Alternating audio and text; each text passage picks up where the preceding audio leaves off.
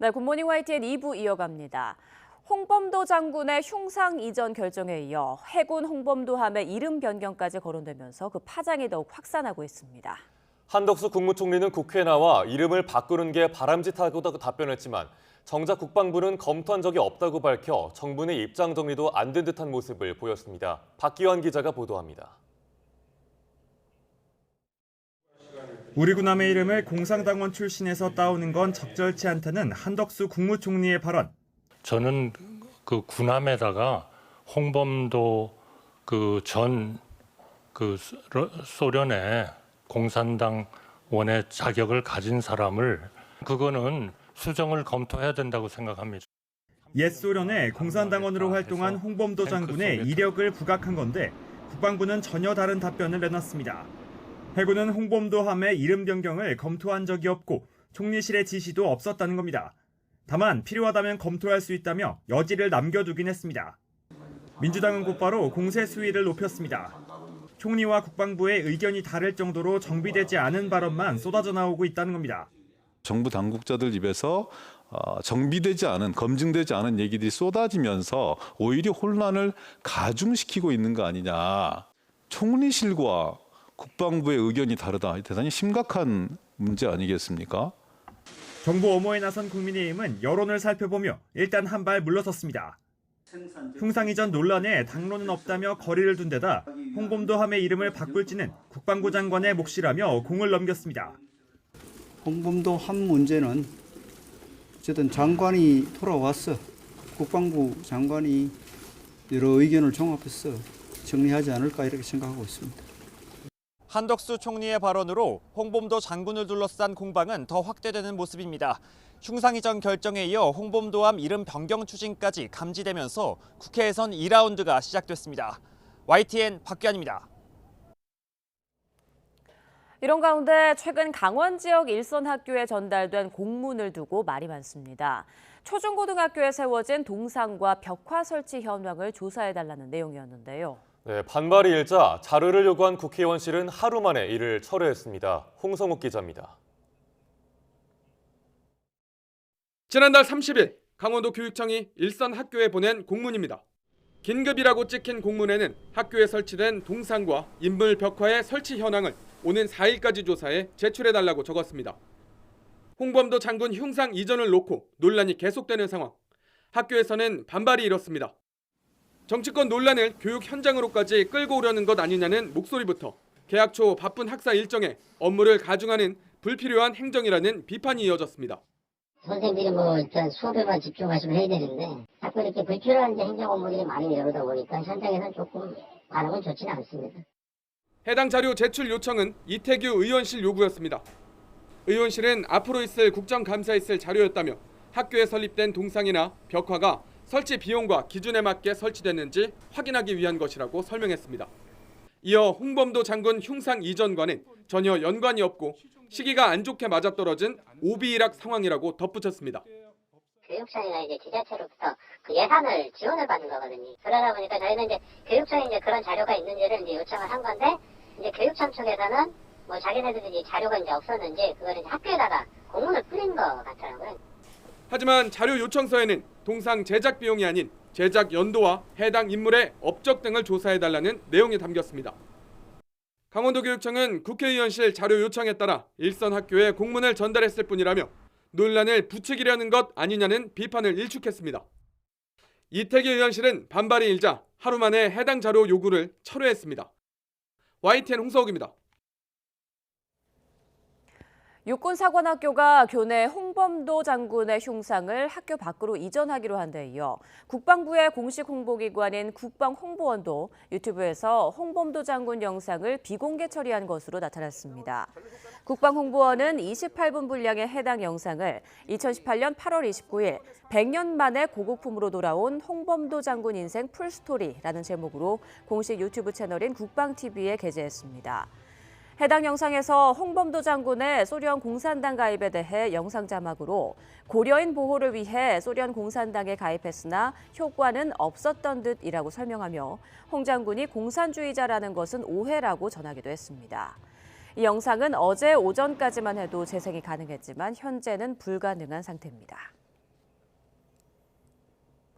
항명과 상관 명예훼손 혐의를 받는 박정훈 전 해병대 수사단장이 구속을 피했습니다.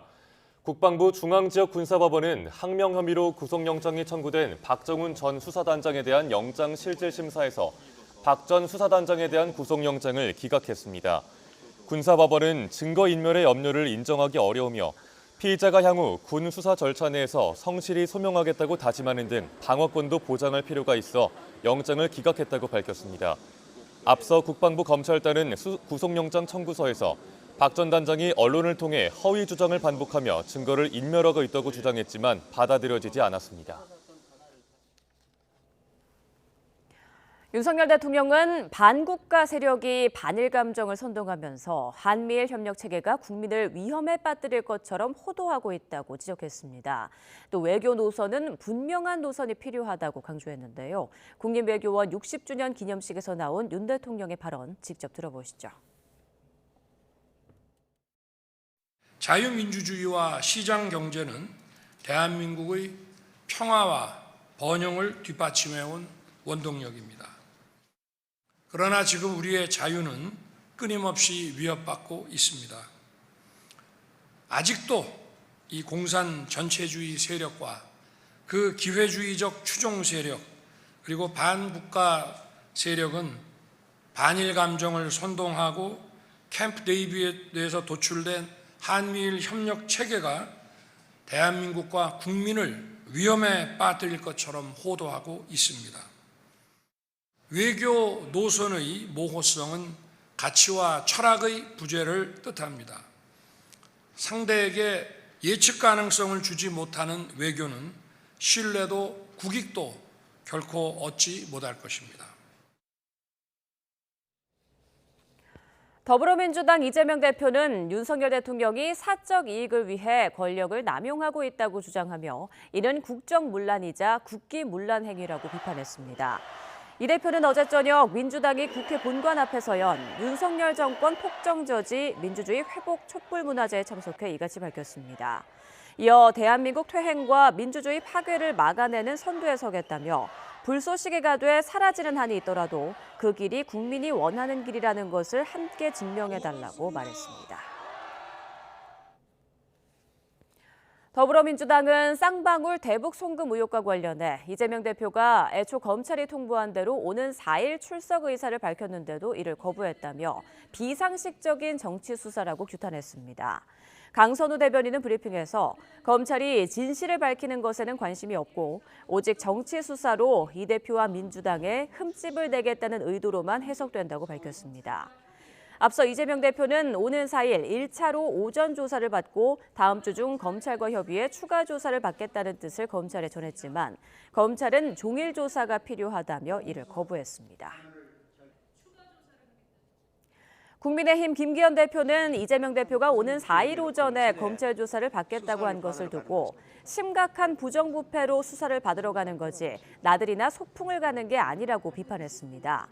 김 대표는 어제 정기국회 개회식에 참석한 뒤 취재진과 만나 이같이 말했습니다. 그러면서 오전 2시간 동안만 조사를 받고 나온다는 특권이 어느 국민에게 있겠느냐며 이 대표가 스스로 잘 돌아봐야 한다고 지적했습니다.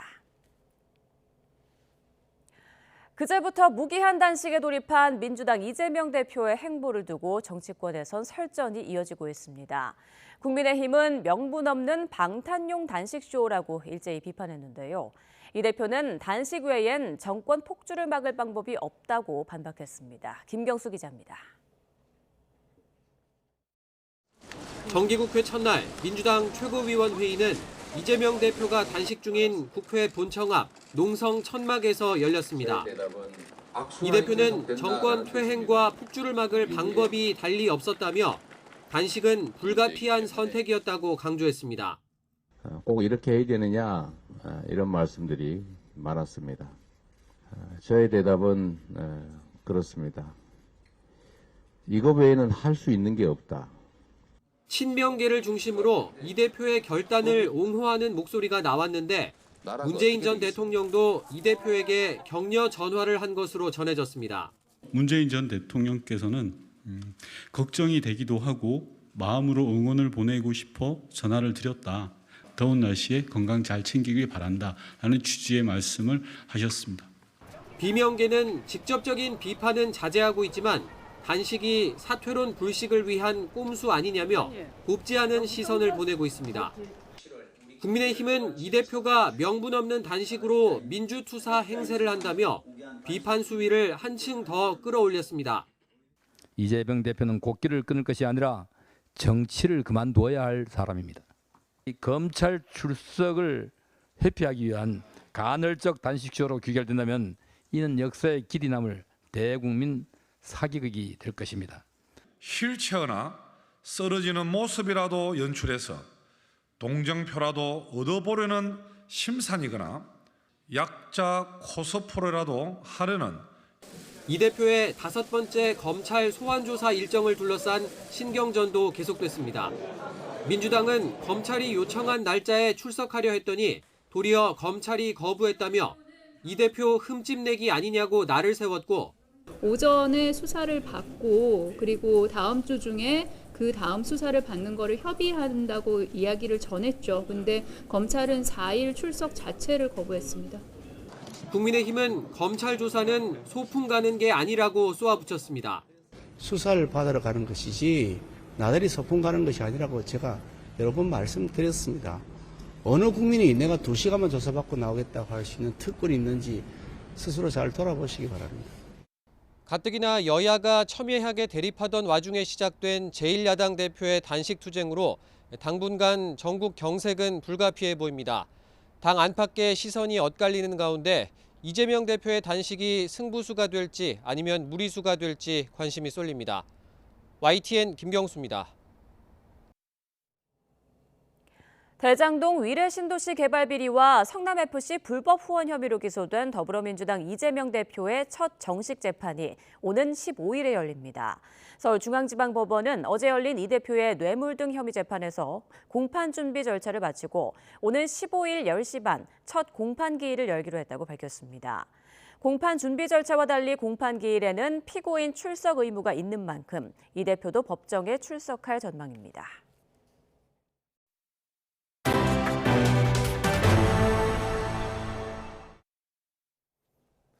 최근 흉악범죄가 잇따르면서 사형제도 존폐와 집행에 대한 사회적 관심이 커지고 있습니다. 사형제 위헌 여부는 헌법재판소 심판대에 3번째로 올라 있는데 오는 11월 퇴임을 앞둔 유남석 헌법재판소장 체제에서 결론이 날지 관심입니다. 김철희 기자입니다. 지난주 한동훈 법무부 장관은 규정 당국에 사형 집행시설을 일제히 점검하라고 지시했습니다. 전국의 사형 집행시설을 갖춘 곳은 서울구치소와 부산구치소, 대구교도소와 대전교도소까지 모두 4곳입니다. 지난 어떤 정부도 사형을 집행하지 않는다고 명시적으로 입장을 정한 바는 없습니다. 외교적 문제가 있을 수 있죠. 그렇지만 기본적으로는 주권적 결정입니다. 거리에서 무차별 흉기 난동을 벌인 조선부터 등산로에서 성폭행 살인을 저지른 최윤종까지 연이은 끔찍한 범죄에 사형제에 대한 관심이 다시 커진 데 따른 거란 해석이 나오는데 헌법재판소도 사형제 유지 여부를 3번째로 심리하고 있습니다. 지난 2019년 부모를 살해한 혐의로 기소돼 사형을 구형받은 피고인은 사형제 위헌 법률 심판을 헌재에 청구했습니다. 지난해 7월 열린 공개 변론에선 사형제 존폐를 두고 경론이 벌어지기도 했습니다. 청구인 측은 국가가 생명권을 침해하는 것에 누구도 동의하지 않을 거라며 생명권은 기본적으로 국가 이전의 권리라고 주장했습니다. 참고인으로 나온 전문가도 사형제가 흉악 범죄를 예방하는지 증명되지 않았다며 위헌성에 힘을 보탰습니다. 범죄 예방 효과가 있는지에 관해서 국내적으로 실증적 분석이 여태 제대로 이루어진 적이 없다. 그래서 그런 분석이 앞으로 사실은 되게 많이 필요하다. 그 점에서 지금 되게 아쉬운 상황이다. 하지만 법무부는 사형을 통해 사회악을 영구히 제거해 범죄를 예방할 수 있고 반인륜 범죄에 대한 공분 등 응보적 정의도 무시할 수 없다면서 생명권 제한이 가능하다고 맞섰습니다. 법조계에선 헌법재판소가 오는 11월 유남석 헌법재판소장이 퇴임하기 전 결론을 낼 가능성에 주목하고 있습니다. 앞서 헌재는 지난 1996년과 2010년 사형제에 대해 2차례 합헌 결정을 내린 바 있습니다. 김영삼 정부 시절인 1997년 한꺼번에 23명을 사형시킨 뒤 26년간 사형을 집행하지 않아 우리나라가 국제사회에서 사실상 사형제 폐지국으로 분류되는 가운데 헌재가 세 번째 심리에선 어떤 결론을 도출할지 관심입니다. YTN 김철입니다. 서울 용산 아파트에서 추락사한 현직 경찰관도 마약을 했다는 진술을 경찰이 확보했습니다. 서울 용산경찰서는 숨진 강원경찰청 소속 경장 A씨와 함께 있었던 참석자에게서 A씨가 마약을 했다는 진술을 다수 확보했습니다. 참석자들은 A씨가 많이 취해 방 안에 들여보냈는데 추락했다고 진술하는 걸로 전해졌습니다.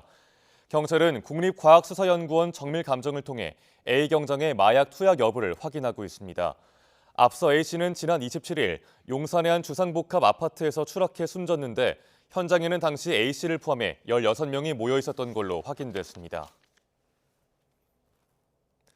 부산 목욕탕 화재 현장에서 발생한 연이은 폭발 사고로 인한 부상자가 24명으로 늘었습니다. 부산 소방본부는 화재 현장 폭발 사고 부상자가 21명에서 3명이 더 확인됐다고 밝혔습니다. 이 가운데 전신에 2도 화상을 입은 소방관 2명은 중상, 주민과 경찰관, 구청 공무원 등 22명은 경상으로 분류됐습니다. 어제 오후 1시 40분쯤 부산 동구 좌천동에 있는 목욕탕 건물 지하 1층 지하실에서 30분 간격으로 2번의 폭발 화재가 발생해 진화에 나선 소방관을 비롯해 다수의 인명피해가 났습니다. 경찰과 소방은 오늘 오전 합동 감식을 벌여 사고 원인을 조사할 예정입니다. 북한이 오는 9일 정권 수립일을 맞아 또다시 열병식을 개최할 걸로 예상되고 있습니다. 이 계기에 추가 도발에 나설 가능성도 있어 한미일 세 나라가 예의주시하고 있습니다. 조수연 기자가 보도합니다. 북한은 오는 9일 정권 수립 75주년을 맞아 민간 무력 열병식을 개최한다고 예고했습니다. 공화국 창건 75달 경축 민간 무력 열병식 준비를 잘할 때 대한 문제를 비롯하여 민간 무력이란 우리의 민방위와 비슷한 비정규군 병력을 뜻하는데 신형 무기들을 선보였던 지난 2월과 7월 열병식과 성격이 다를 수 있다는 전망이 나옵니다. 북한에서 한 해에 열병식이 3차례나 열리는 것은 이례적으로 김정은 집권 이후 처음입니다. 심각한 식량난에 군사위성 발사마저 잇따라 실패한 상황에서 체제 결속을 다지려는 의도가 큰 것으로 보입니다.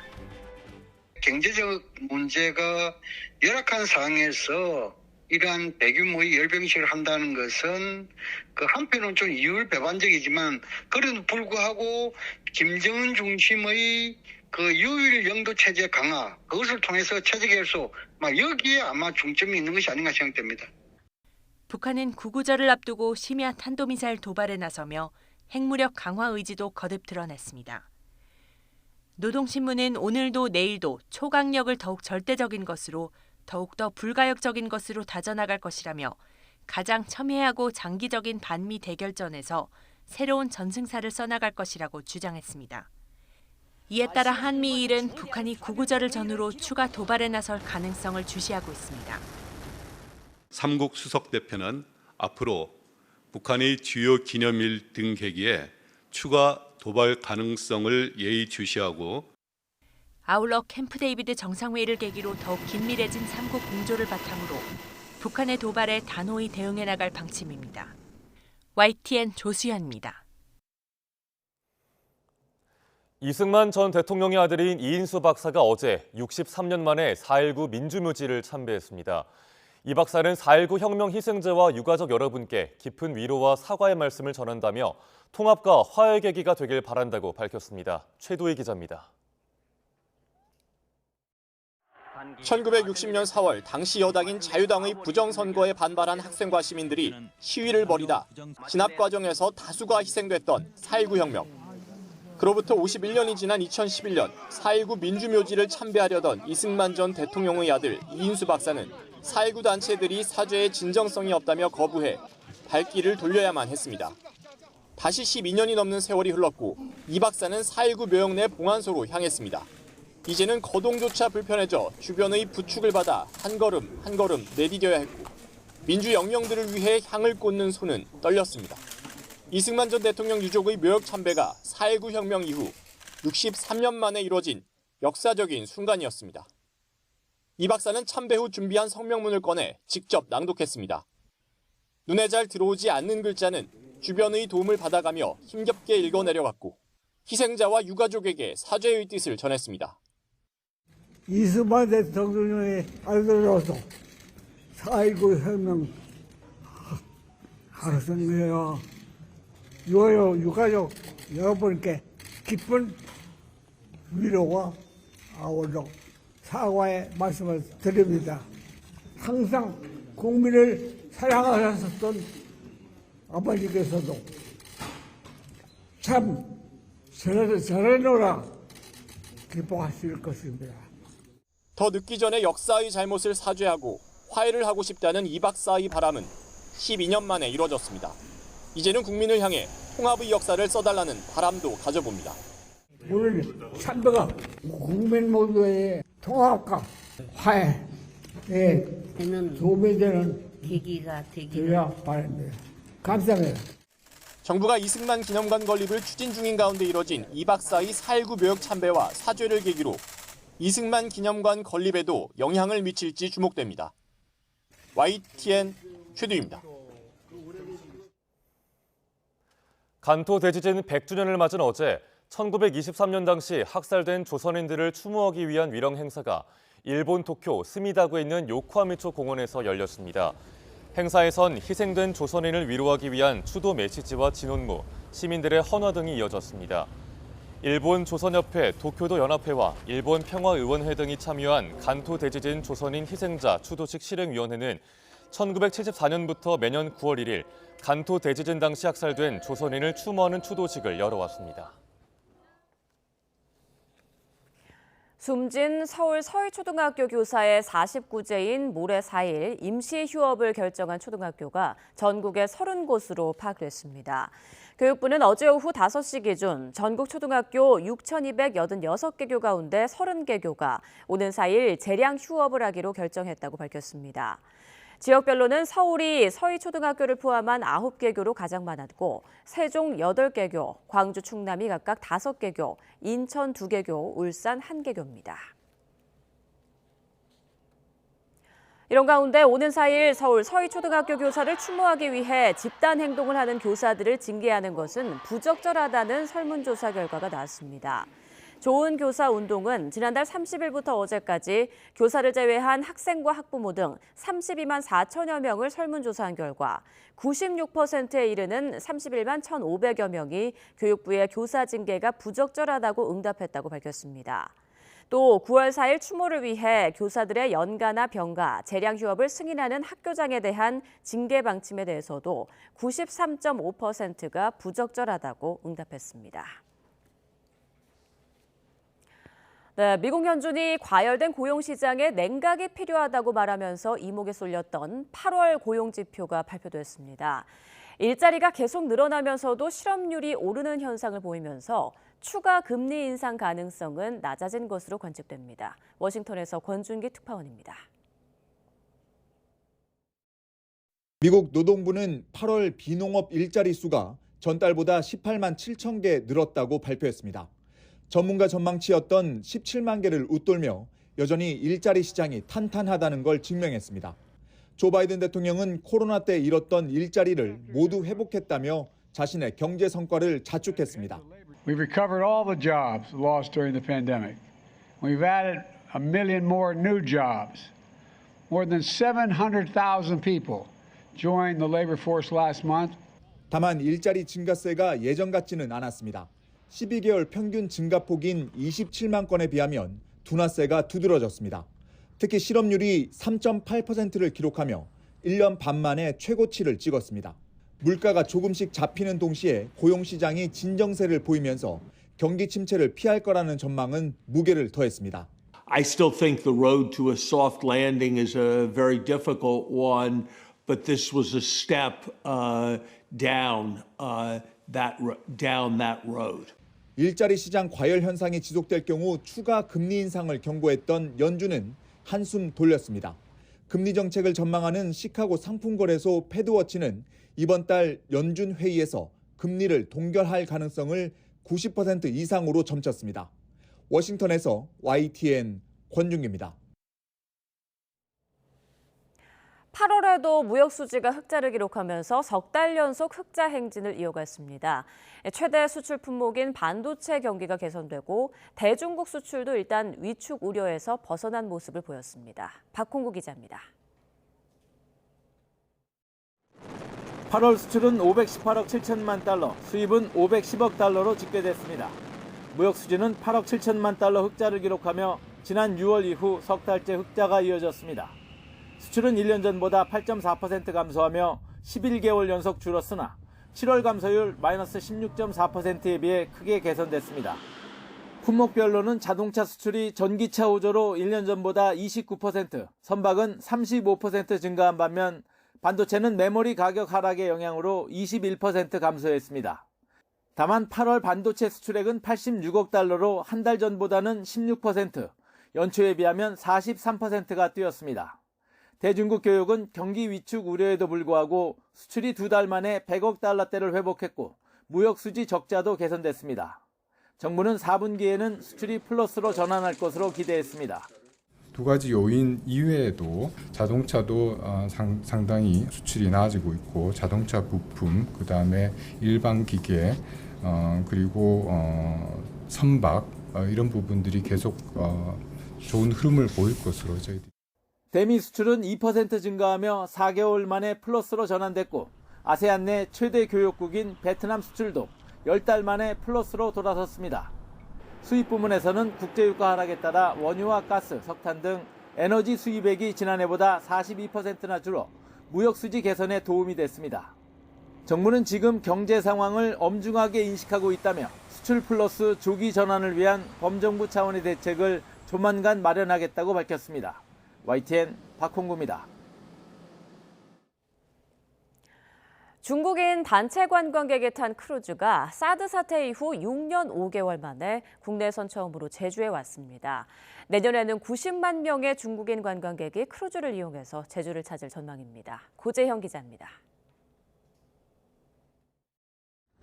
2만 4천 톤급 중국발 크루즈가 제주항 국제부두에 도착합니다.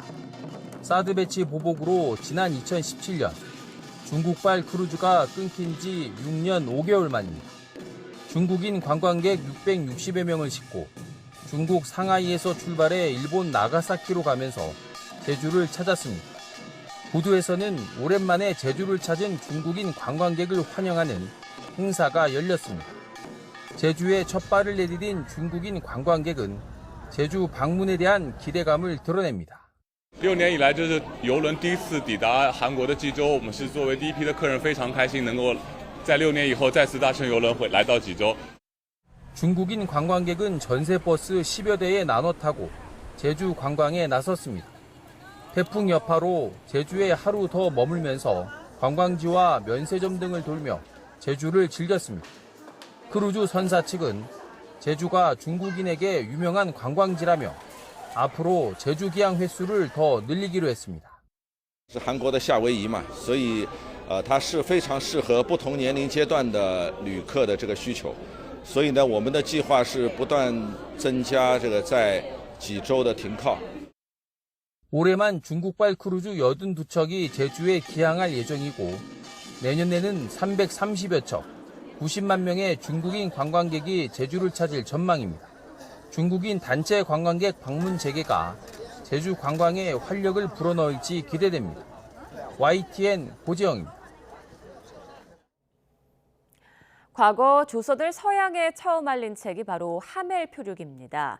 네덜란드 선원 하멜이 쓴 책으로 조선에서 살았던 경험을 담았는데요.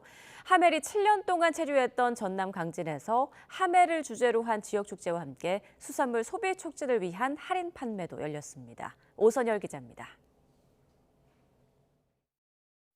조선시대 전남과 제주를 총괄한 전라 병영성입니다. 조선 육군의 총지휘부로 길이만 1060m에 이릅니다. 1653년 제주도로 표류했던 하멜은 다른 선원과 함께 전남 강진으로 유배돼 7년 동안 병영성에서 지냈습니다. 하멜 기념관에는 하멜의 고향인 네덜란드에서 기증한 하멜 동상과 17세기에 사용했던 대포, 하멜 관련 유물 50여 점이 전시됐습니다. 강진구는 전국 생산량 65%를 차지하는 강진 귀리와 하멜의 고향 네덜란드 메가를 섞어 만든 맥주를 자체 개발했습니다. 이른바 하멜 맥주인데 브랜드화를 위해 입장권을 구매한 방문객에겐 맥주를 무제한으로 제공하고 별도의 먹거리 공간도 만들었습니다. 입장료만 내면은 맥주가 무제한이어가지고 마음껏 마실 수 있다는 점이 되게 큰 장점으로 다가왔고, 분위기 되게 밝고 사람들 많고 되게 좀 웅성웅성하면서 즐거웠어요.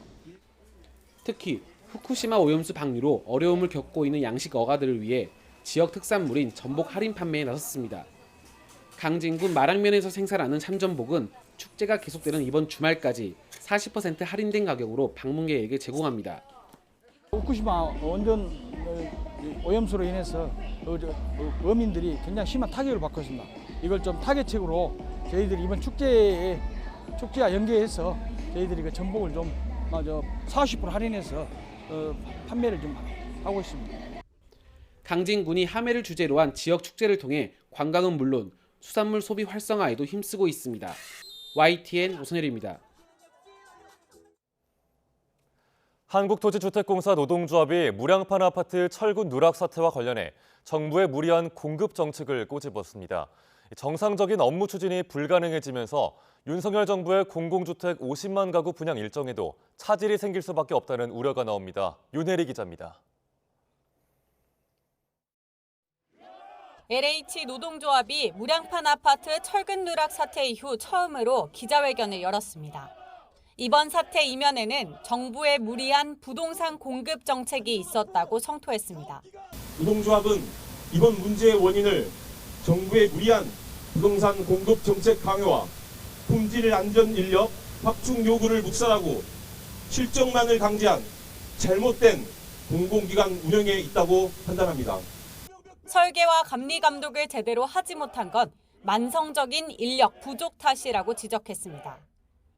구조 설계와 안전성을 검토하는 직원 1명이 1년간 도맡는 도면은 3만 개 이상, 검증에 한계가 있을 수밖에 없다는 겁니다. 부족한 현장 인력은 무시한 채 촉박한 시간 내에 숫자만 채우도록 기관을 통제하고 압박한 기재부. 이것이 결국 품질 저하와 안전성 미흡으로 이어지는 체계가 없는 조직을 만든 진짜 법인입니다. 여기에 경찰 수사 대응과 각종 손해배상 소송까지 더해져 정상적인 업무가 불가능하다고 강조했습니다. 현재 LH의 감독 인력은 건설기술법에 규정된 인원의 절반에도 미치지 못합니다. 보강철근이 빠진 LH 아파트 역시 감독 인원이 많게는 45%나 미달했습니다. 이대로라면 연내 공공분양 일정에도 차질이 불가피합니다. 지금까지 진행률은 올해 목표한 착공 계획의 4%, 승인 계획의 9% 수준. 정부가 내건 공공분양 주택 50만 가구 공급을 달성하려면 연간 10만 가구씩은 나와줘야 하지만 지금으로선 한참 뒤처진 셈입니다. 건설 경기가 부진한 상황에 LH 아파트 무량판 사태 후폭풍까지 더해져 윤석열 정부의 공공주택 50만 가구 공급 계획에 차질이 생길 거란 우려가 커지고 있습니다. YTN 윤혜리입니다. 대통령실이 이번 달 안에 부동산 공급 대책을 발표하겠다고 밝혔습니다. 최상목 경제수석은 용산 대통령실에서 기자들과 만나 LH 사건 등으로 부동산 공급이 제대로 되겠느냐는 우려가 있다며 부동산 공급 활성화 방안을 이번 달 안에 마련해 발표할 방침이라고 말했습니다. 부동산 시장에 대해선 하락폭이 컸던 지역을 중심으로 최근 상승세를 보이는 지역이 있지만 거래량 측면에서 보면 평균의 50에서 60%밖에 안 된다며 시장 수급에 따라 움직이는 부동산 시장의 정상화 과정으로 본다고 평가했습니다.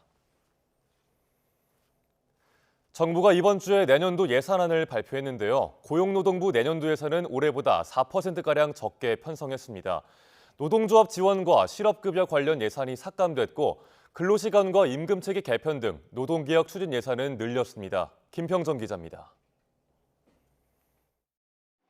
그동안 노동조합이 조합원 교육과 연구, 국제 교류 등을 하는 사업에는 국고 보조금이 지원됐습니다.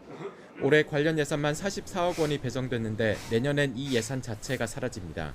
정부가 양대 노총 중심의 지원을 없애기로 했기 때문입니다. 일할 때보다 많이 받아 오히려 재취업 의지를 꺾는다는 비판이 제기된 실업급여 예산도 줄어듭니다. 11조 1천억 원이던 예산이 내년에 10조 9천억 원으로 줄고 취업 지원 기능을 제대로 하도록 운영할 방침입니다. 절감된 예산은 정부가 현재 역점을 두고 있는 노동개혁 추진에 집중 투입됩니다. 우선 비정규직의 권익 보호와 노동시장 이중구조 개선 등 사업에 예산이 배정됐습니다. 장시간 근로를 개선하기 위한 근로시간 단축 지원금은 올해보다 15% 많은 339억 원으로 늘어납니다. 노동개혁은 노동시장의 운영 방식인 규범과 관행을 변화된 시대에 맞게 바꾸는 것으로서 미래 세대가 희망을 가질 수 있는 지속 가능한 노동시장을 만들기 위해 더 이상 미룰 수 없고 미뤄서도 안 되는 시대적 과제입니다. 이와 함께 제조업과 뿌리산업에 청년이 취업하면 3개월과 6개월째에 각각 100만 원씩 주는 빈 일자리 지원 사업이 시행됩니다. 고용노동부는 내년도 예산의 방점을 노동개혁에 두는 모습이지만 지원금을 잃게 된 노조 입장에서는 정부와의 대립각이 더욱 심해질 것이라는 전망입니다. YTN 김평정입니다.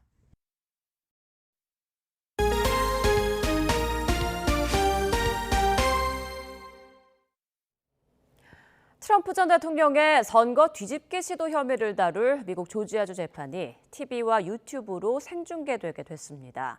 의회 난입 주동자에게는 그동안 관련 선고 중 가장 높은 징역 19년이 선고됐는데요. 트럼프 전 대통령이 더욱 사활을 걸고 대처해야만 하는 상황이 펼쳐지고 있습니다. 류재용 기자입니다. 미국 조지아주 풀턴 카운티 고등법원에는 2020년 대선 때 선거 결과를 뒤집으려 한 혐의로 트럼프 전 대통령과 18명이 기소돼 있습니다.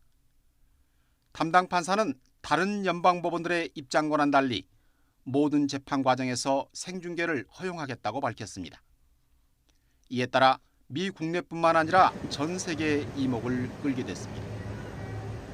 법원은 머그샷에 이어 오는 6일 기소 인부 절차를 진행하려 했는데 트럼프 전 대통령은 혐의를 전면 부인하면서 이 절차를 포기하겠다고 해 바로 재판이 진행되게 됐습니다. Every time the radical left Democrats do this and the Marxist, communist, fascist indict me, I consider it a great badge of honor because I'm being indicted for you. 당초 트럼프 전 대통령은 이 재판에 직접 참석하지 않을 것으로 관측됐는데 생중계가 허용됨에 따라 재판과 공화당 경선에서의 유불리를 세심하게 따져 판단할 것으로 보입니다. 이런 가운데 대선 결과를 부정하며 의회에 난입한 사건과 관련해 워싱턴 DC 법원은 극우 단체인 프라우드 보이스 수장이었던 조지프 빅스에게 징역 17년을 선고했습니다. 검사의 구형량에 비해서는 낮았지만 그동안 관련 피고인들 가운데 가장 높은 형량입니다. 빅스는 군중이 부추겨 그저 나갔을 뿐이라며 흐느끼면서 선처를 호소했습니다.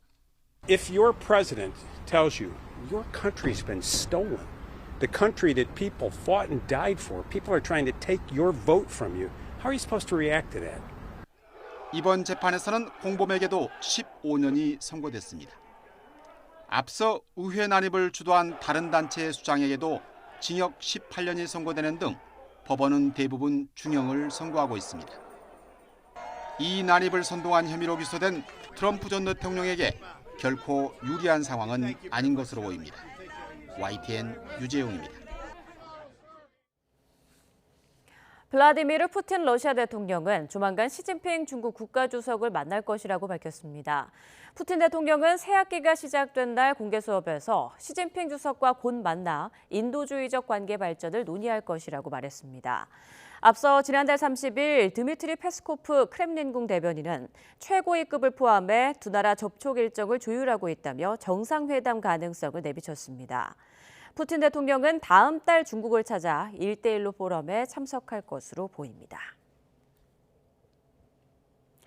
네, 한국 자연미술의 새 장을 연 임동식 작가는 반세기 가까이 자연과 교감해온 체험을 꾸준히 화폭에 옮기고 있습니다.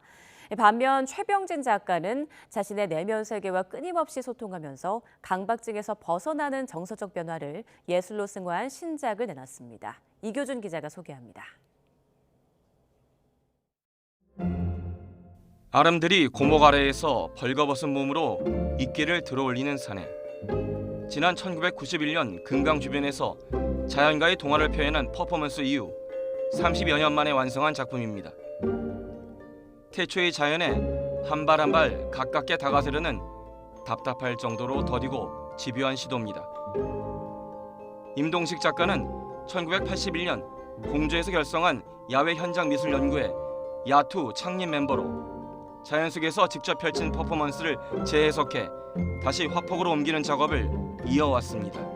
미술이 없었던 장소, 원래의 그 공간, 자연으로 돌아가서 그 속에서부터 하나, 둘, 셋, 넷 이렇게 이제 그 뭔가를 자기 실현으로 위한 어떤 작품의 방법론을 이렇게 좀 연구해 보자.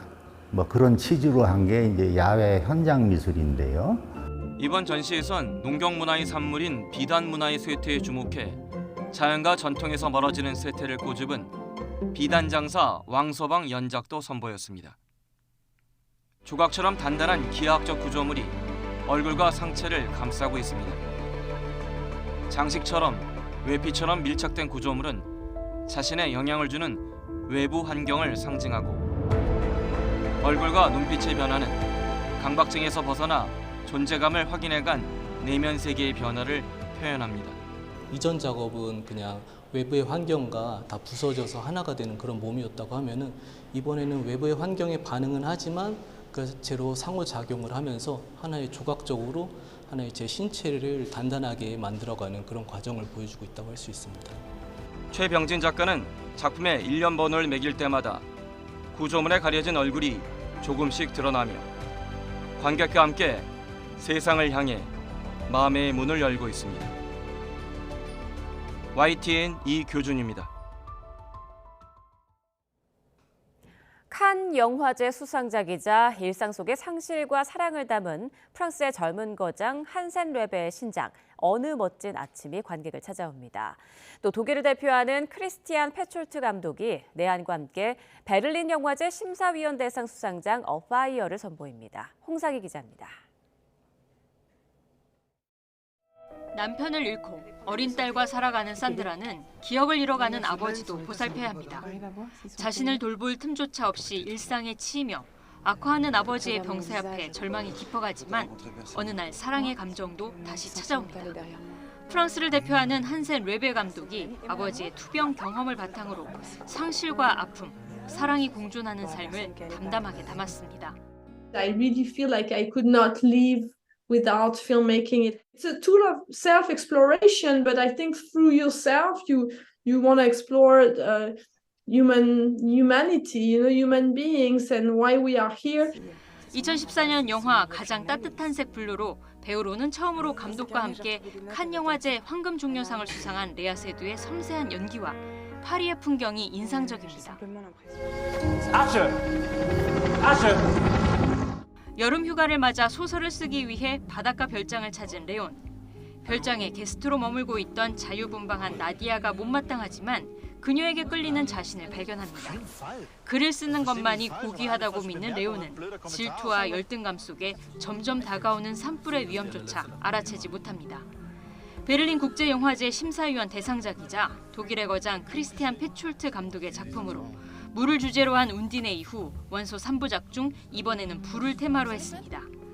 코로나19에 감염돼 병상에 있는 동안 고열에 시달리다 꾼 꿈을 모티브로 했다는 페촐트 감독은 한국을 처음 방문해 GV와 마스터 클래스를 통해 한국 관객들을 직접 만납니다. YTN 홍상입니다. 프로야구 기아 타이거즈의 양현종이 송진우를 넘어 KBO 리그 최다 선발승 신기록을 썼습니다. 양현종은 SSG 타선을 7이닝 무실점으로 막고 개인 통산 164번째 선발승을 거뒀습니다. 기아는 6연승을 질주하며 5위 자리를 지켰습니다. 선두 LG는 한화를 꺾고 2위 KT와의 승차를 5.5경기로 벌렸고 8연패에 빠진 한화는 최하위로 추락했습니다. 키움은 임병욱의 석점포와 이주영의 3안타에 힘입어 KT를 제압하고 2연승을 달렸습니다. 김영준이 홈런포 2방으로 맹활약한 NC는 삼성의 대승을 거뒀습니다. 두산과 롯데 부산 경기는 비로 취소됐습니다.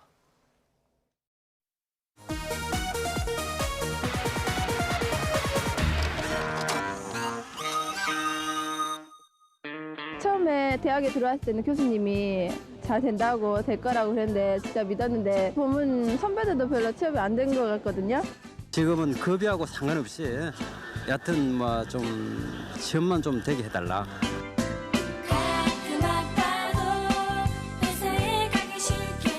아침 일찍부터 박람회장 앞에는 취업 희망자들로 몹시 붐볐습니다.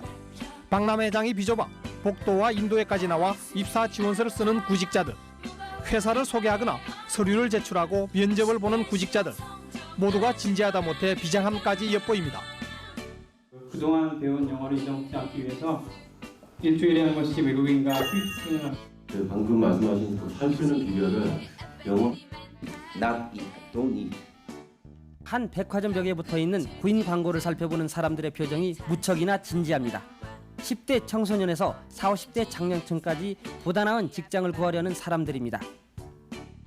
기다리고 있으면 어쩌겠습니까? 앞으로는 이런 일자리가 나오면 연락을 해주세요.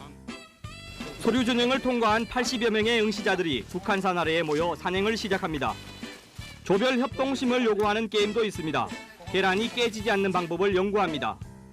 애쓴 보람도 없이 높이 던져진 계란은 깨지고 말았습니다. 춤솜씨도 면접 시험의 하나입니다.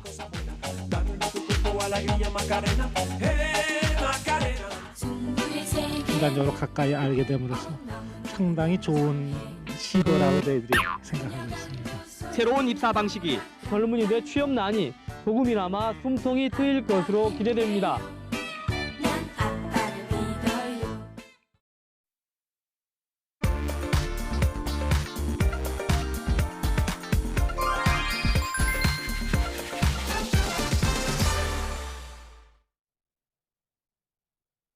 (9월을) 맞이하는 첫 토요일입니다. 한층 선선해진 날씨에 나들이 차량들은 오늘 오전 7시부터 부지런히 움직일 전망인데요. 현재 고속도로에도 조금씩 차량들이 나타나고 있고요. 지방 방향의 정체는 정오 무렵 절정에 달할 텐데 그래도 점심시간대를 지나면서 차츰 풀리긴 하겠습니다. 현재 50번 영동고속도로 인천 방향으로 서안산 부근에서는 2시간이 넘도록 사고 처리 이어지고 있습니다. 특히나 군자 요금소 진입하실 분들 주의 운전이 필요한데요. 뒤쪽 상황 살펴보면 1, 2차로 막혀있기 때문에 미리 차로 변경에 유의해 주셔야겠고요. 서안산 나들목 부근부터 3km 구간 거의 속도 내지 못하고 있습니다. 시간 여유 넉넉히 두셔야겠습니다. 이른 나들이 정체는 52번 광주 원주선에서 가장 뚜렷하게 살펴집니다. 원주 방향으로 초월 부근에서 차 간격 바짝 좁히는데요. 오늘 짙은 안개가 곳곳으로 깔려 있습니다. 아침까지는 내륙 중심으로 안개가 짙을 전망이라서 가시거리 짧을 때는 비상등 활용하면서 감속주행 해주시기 바랍니다. 15번 서해안고속도로 목포 쪽으로도 정체가 시작됐습니다. 안산 분기점에서 순산터널까지 짧게 밀린 뒤 서해대교 부근에서 다시 한번 가다서다 반복하겠고요. 1번 경부고속도로 아직은 무난한 상황이지만 부산 쪽으로 반포부터 서초까지는 속도 내기 힘겹겠습니다. 안전대 착용 잘해주시고요. 고속도로 교통방송이었습니다.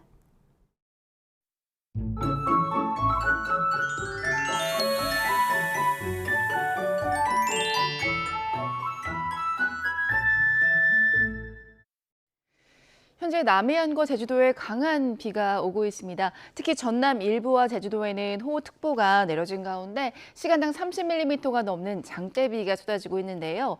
경남 해안의 많은 곳은 120mm 이상, 제주도의 많은 곳도 150mm 이상의 호우가 예상됩니다. 피해 없도록 유의해 주시길 바랍니다. 오늘 비가 오지 않은 중부지방은 대체로 맑고 덥겠고 오전까지는 안개가 짙을 것으로 보입니다. 현재 기온은 서울이 19.9도로 선선하고요. 낮 기온은 서울이 31도, 청주 31도, 대전 30도까지 올라서 서쪽 지방을 중심으로 더울 것으로 보입니다. 내일은 대부분 지방에 비 예보 들어 있습니다. 날씨였습니다. 네, 굿모닝 YTN 2부 마칩니다. 잠시 후 3부가 이어집니다. 시청해주신 여러분 고맙습니다.